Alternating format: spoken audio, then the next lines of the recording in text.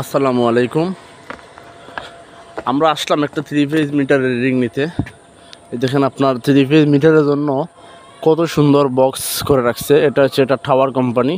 তো এর পূর্বে মিটারটা এখানে পুড়েছিল, পরবর্তীতে তারা এই বক্সটা দিয়ে মিটারটাকে সুরক্ষিত রেখেছে।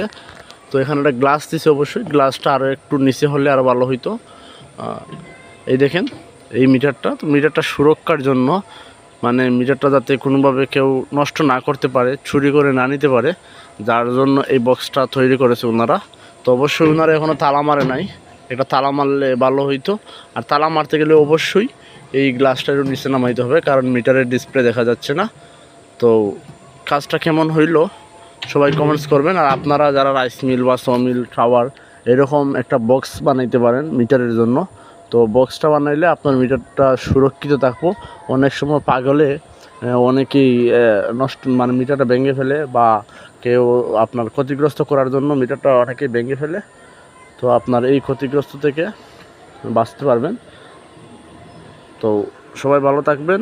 আর মিটারটা নিরাপদ করার জন্য এরকম একটা বক্স আপনারা বানাইতে পারেন।